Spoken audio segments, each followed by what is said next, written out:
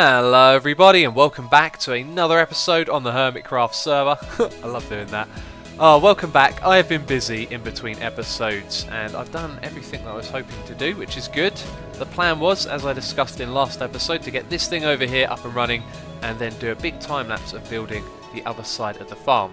So this thing over here is running, and if you're wondering what the thing is, well, this is the system for taking the items out of the minecarts, and it's pretty good actually. I like how it turned out. There are a few troubles in creative mode where I was designing and testing it, but everything worked out in the end. So let's give you a quick demonstration of how this works. If I chuck, I'm not quick enough here, there we go, cobblestone right in front of that one. It's going to pick it up and then it's going to sit here and unload it into the hopper down below, and when it's done doing that, this is then going to turn back on and let the thing leave, which it shouldn't take too long. There we go, and off it goes. And you can hear a clicking sound as well. That's from down below. There's our cobblestone right there. So it looks like this might be a tad buggy. I need to test this because if you notice one thing about it, it's too wide, which isn't a normal thing, and that's because we have an even amount of blocks between the two sides of our farms, and so I was going to try and make a double wide item elevator. Otherwise it will be offset by one block and I'll always look at it and go, that's not quite right. Anyway, let's have a look at what's going on here. There's quite a lot to talk about, and I've done quite a lot. Let's go back over this way. Actually, the best way to show you this is just with a side-on view. I've got a ton of glass here, by the way, to extend this. This is what I'm going to do next, is extend it all the way up into the sky to an AFK spot. So, if a minecart comes in here and it's got items in it, it's going to go down through the hopper. That's going to turn on the comparator, which will then turn off the torch and stop powering the track right there. So the items are then going to be able to go down into a dropper. This acts as a buffer. If you put another hopper underneath this, it won't work because the item that goes into the hopper will be pulled out too quickly for the comparator to update. So underneath that buffer there is hoppers leading over to here, and there's basically 4 of these in total. Now the ideal way to have done it would have been to have loads of these dispensers right next to each other, you know, rapid firing all the items out. But if it ever gets that fast where this is going to be a problem, then I guess we can come back and evaluate it. But as of for now, I've decided to do it like this because building a dispensing system that's one wide that works with the one wide thing above it as well was really difficult. We're actually going to go into a creative world in a bit and have a look at that. So I've done it like this. If ever the rates are crazy good that all of this gets backed up and there's loads of items in the hoppers and the droppers up above, do you know what? I don't think I'm going to be complaining because that will be a large amount of items and that will be a great success. So while I've been working on this thing, there hasn't really been a lot coming through, and this thing isn't really running at the moment. I've got one dispenser down here up and running, and I'm sure you probably want to see what it's like when items go through the system. So let's say something goes into one of the minecarts up there, then it comes down, goes across, this thing dispenses it, it goes into the water stream, and then it comes up the side of that. Now that seems to be working at the moment. I've got a feeling, well, those ones could have been from a test that I did earlier, but the thing is I've been away for about 10 minutes, so they should have despawned. It is a little worrying. I am going to have to keep my eye on that, but otherwise, of course, what we'll have to do is just move it over so there's one. And I'm not sure if that will even work because this is used to having a block at the back of it, right? And now we've got a fence post there. So if we move this over by one, there'll be a fence post on the back of either of them. Just notice that's supposed to have a fence post there as well. That might interfere, and I don't have any on me. Anyway, that is how all of that has come together. It has been fun to build. The next thing I'm going to do is extend all of this glass way up into the sky. We're also going to go and look at some stuff in a creative world to do with this, and I've got a couple of topics to talk about. So 2 things that I want to mention quickly. First of all, you guys seem to be absolutely loving UHC. You have seen the awesome adventure now that me and TFC had in the Nether. If you haven't seen it, go and check it out. This season of UHC was just absolutely amazing. Me and him had an absolute blast, and I won't give you any spoilers just in case you haven't seen it, but some crazy stuff goes down in the Nether. And also we have revamped our Reddit. Another piece of news for you right there. We have a new moderator, Lumber Effects, who has been working his butt off on making that thing look absolutely amazing. He's been absolutely awesome, and we've revamped our Reddit. We're building a wiki on there for all the information about the Hermitcraft group, and also the Reddit is just being overhauled, so we're going to put some effort into making that community active again. So if you're a Redditor and you're interested in joining, just look for a link in the description box. But for now, I'm going to build that glass tube thing, whatever you want to call it, going all the way up into the sky, and I'll be back with you in a moment.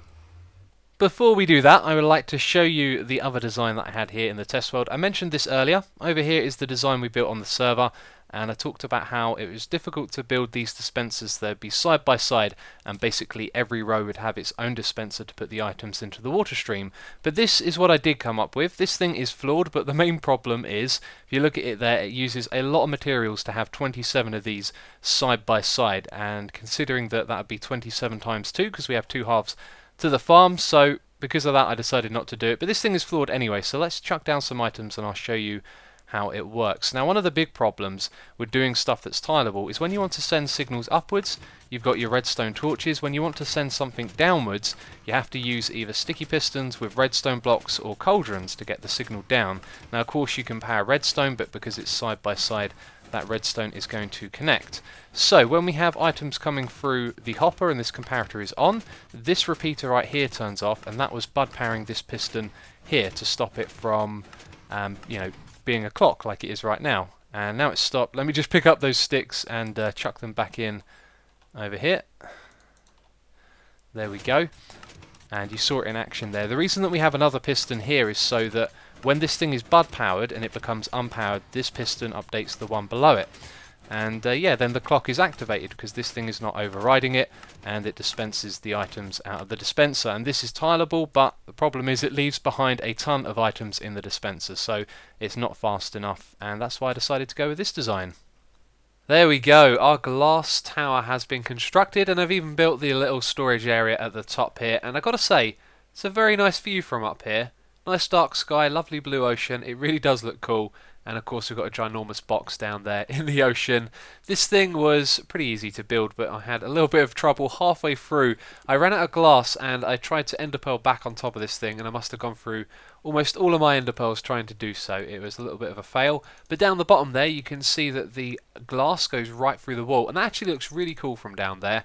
You can just see the ocean through the wall because of that. So the items then come up to the top here, and the water takes them over the top of the hoppers, and then they just distribute them into the chests. So it should be the chests at the bottom that fill up first, and then once this hopper's filled up, it goes into the one above. It's pretty simple and standard thing. One thing to note here though is that this thing is in halves, so all of the items from that half of the farm go up one side, same for the other one, and they actually get picked up by the hoppers here on different sides as well. So it's not like these chain through, all of the chests on one side first and then they go through to the other. So if one side of our farm is more efficient for whatever reason than the other farm is, it could be possible, but this, gets backed up and the other one's just sitting there with empty space. But, hopefully that's not going to be a problem. If it ever is, we'll be able to correct that in the future. So this is the platform up in the sky. This is 28 blocks below that area down there where the mobs can spawn. I have seen a few guardians spawning, but honestly what I was expecting was to come up here and to see them just spawning constantly, and that's not been the case. And it's slightly worrying because, as you can see, there's a lot of ocean around here, and it should be, well, actually I'm not 100% sure, I need to do more calculating, but I was hoping it would be so that they would we wouldn't be loading up the caves, or at least we wouldn't be allowing the mobs to spawn in the caves, and I think we need to go higher than that. For that to happen even. Anyway, let's go down below. There's a couple of things down here to see, is there? I don't think there is actually. There's just that over there. And I've got to think about what I need to do next. I'm not sure what is the next step. Oh yeah, testing the item elevator. At the moment it's only things on this side. And do you know what? I could have tested it from up there. I could have dropped some items down through the water. And getting up and down is a little bit of a pain as well, isn't it? I can hear a pigman. Hello. Let's head back up there.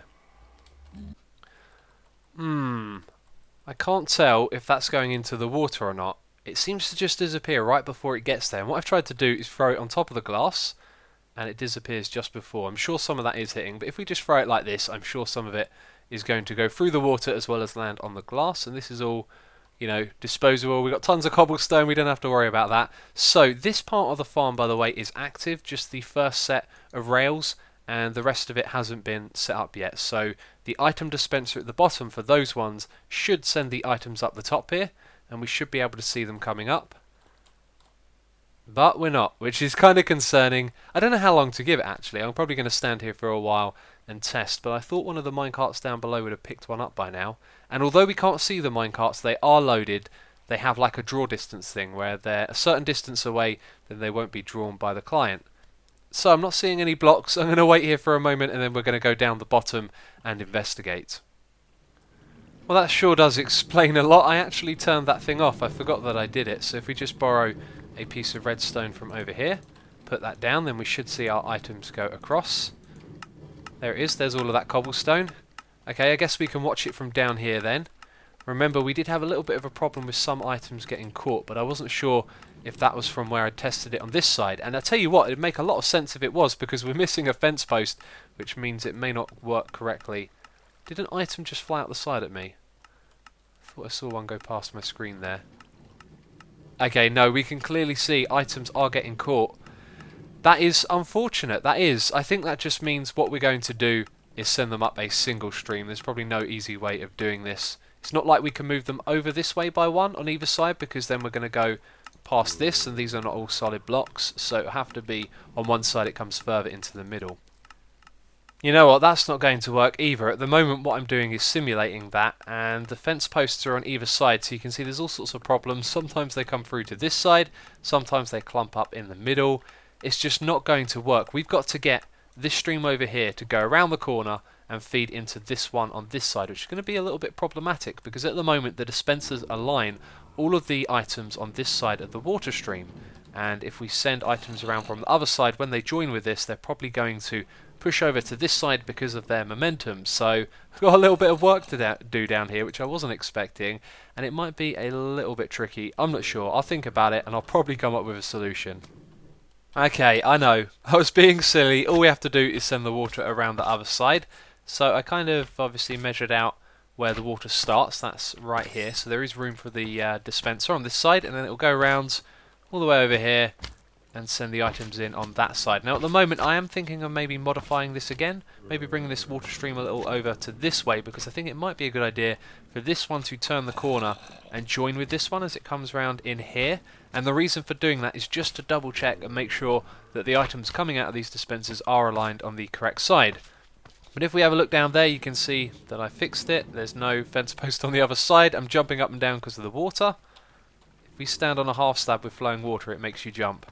If ever you needed to automatically jump for some reason, then that's how you do it. Anyway, let's get this thing... Oh, okay, that's already going, is it? Alright, fair enough. I was going to activate some of these other ones as well. So this one here is pretty full up. Let's put down 2 pieces of redstone for that. Nope, 3. There we go. And let's just look at the alignment of them. They are pretty much always on that side, aren't they? I mean, the items hit the surface and then fall down. They don't bounce back, so I'd say unless the dispenser, in an extreme example, was to, you know, dispense it all the way over to this side so it hit this bit of glass first and fell down, then maybe, just maybe, it could go in the middle of the stream, but I don't think it can even do that, so I'm going to keep my eye on it, that's for sure, but I don't think we actually need to make that precaution. So, yep, the items are going down. There's fish. Why is there fish there? I'm going to stand back and watch it for a while, but this should now work. Our items have made their way up to the top. There are some coming through right now. There doesn't appear to be any loss or anything like that, but now we have the items coming up on just one side over here, although occasionally it does look like they come up the other side as well, which is interesting. But either way, it means that the items aren't going to go into this chest on this side, and I've been thinking about how can we get this 2 wide water stream here to go over maybe one set of hoppers first and then the other one. Well, that is interesting. I'm glad I popped my head up here. What if we place those like that? That should stop them doing that, I think. Also makes them dance. It looks like they're dancing. Or wiggling around or something, yeah. So when the items pop up, now they shouldn't be able to pop up and then land on the edge. They're going to hit the side of this and go down here. So there isn't really a way to make it so these hoppers are all in an order. Like if the items come through, they're always going to find their way into one side or the other. It's just going to be mostly this side and a few go on that one. In fact, I didn't check these chests. Look at that, so some do come up on that side. That's good to know. But compared to the amount on the other side, you can see that it is bias. So what I'm thinking of doing is just leaving these chests here for show for now and rotating those hoppers into this side, or probably what would make a lot more sense is just to remove these and put them on that side. You know, a lot of the time, we talked about this before, we like to be a little bit OCD. Obviously that's not the correct use of that language, But you know, we don't have to make this symmetrical at all, do we? We can just have all of the chests on one side and have this area over here open. So I'm going to move those around. But soon we have to start our time lapse for building this farm. We've done everything else we need to do in between. So before we do that, I want to have a quick discussion with you as well. So you're watching me clearing out the area, getting prepared for our time lapse here in the Guardian farm, and what I thought I would do is record that and then record this, me talking later on. Just makes it a little bit easier because I know I would get distracted by stuff going on in the game, but I just wanted to sit and talk to you for something for a moment. So a couple of episodes ago in a time lapse you could see that I had set the time to 1000, and in the comments there were a few people freaking out. A lot of people were talking about it, and I think in general most people don't really care, but there are quite a few people who do, so I thought I would address why I changed the time and also let you know that this is now a thing on Hermitcraft, that you can change the time or the weather as well for recording purposes like time lapses. Now we decided this a while ago as a group. It just kind of came to be because there was an incident where me, Biffa and Spunwack were all recording together, and we had 2 camera accounts on there as well, so we had 5 people on the server. We climbed up the top of his building and we got ready to record this time lapse, and then we were like, oh wait a minute, it's night time. And it just became really clear at that point that what we needed to do was just set the time and get on with it, because it would have meant logging out and back in again. You know, when you play with 2 accounts on the same server, you have to do a lot of logging in and logging out with 2 clients, and you know, if you have to change the time of day by sleeping in a bed, it becomes really tedious and time consuming. You know, once we had slept in the bed, by the time we got everything ready again, it would probably be night before long. So it kind of dawned on us that that would be something that we should do, and we talked about it as a group, and everyone kind of agreed that for recording purposes, you know, nighttime and rain can really damage the video quality. Nighttime, it can make it hard to see what's going on, and the rain can really create a sort of blurry effect. I'm sure you've all seen that in the video. So as a group, we kind of agreed, you know, if you're recording, trying to do a time lapse, something like that, then those things are just going to lower the quality of your videos. And at the end of the day, what we're doing here is obviously playing a game, but we're also trying to create entertainment for you guys as well. So it seemed like a really good idea just to create that rule and ever since it's been doing quite well, because I've been recording some time lapses, and whereas I would have to log out and log back in to change the time of day, I can now do it with a command, and all it does is save me time. It's not like we're cheating to get rid of mobs or do something like that. It just means that, you know, you can see what's going on in the video, and I think it's a pretty fair rule. Obviously you can have your opinion, just leave a comment down below if you feel differently, but I think most of you will be able to see why we do that. And just to make clear, it is for recording purposes. So let's say, you know, you're doing a time lapse and it rains, and then you turn it off, you know, the video quality is going to be better. But if you're just, you know, out somewhere chopping down trees and you don't like that it's raining, you're not allowed to change it then, obviously. It's just for recording purposes. Anyway, that's me explaining all of that. Now it's time to jump into our time lapse of me building the rest of this farm.